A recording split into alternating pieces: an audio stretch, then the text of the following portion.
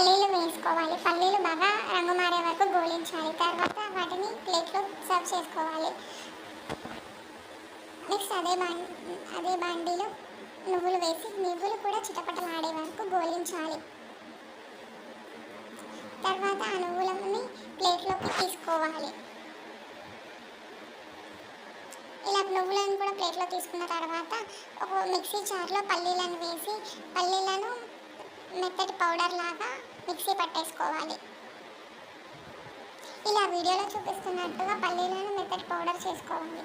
తర్వాత పల్లీ మిశ్రమాన్ని ఒక ప్లేట్లో తీసేసుకోవాలి. తర్వాత అదే మిక్సీ జార్లో నువ్వులను కూడా వేసి మెత్తటి పౌడర్ చేసేసుకోవాలి.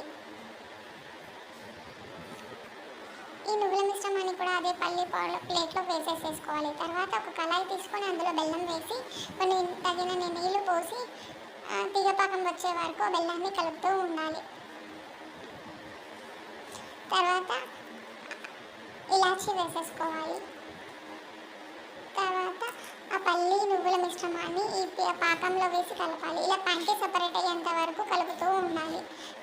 గీరాసిన ప్లేట్లోకి ఈ మిశ్రమాన్ని తీసేసుకోవాలి. తర్వాత బటర్ పేపర్ అయినా లేదా ఒక కవర్కైనా గీ రాసేసి అట్ల కాడతో ఇలా చేసుకోవాలి. ఇలా ఫ్లాట్గా చేసుకోవాలి.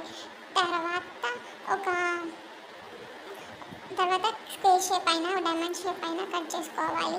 ఒక చిన్న ప్లేట్లోకి సర్వ్ చేసుకుంటే అయిపోతుంది పల్లి నువ్వుల చిక్కీ. ఇది తినడానికి ఎంతో ఈజీగా ఉంటుంది. చాలా బలం, పిల్లలకైనా ఉమెన్స్కైనా ఏ విటమిన్స్ ప్రాబ్లం ఉండదు. చాలా బాగుంటుంది. మీరు కూడా ట్రై చేసి చెప్పండి. Thank you for supporting.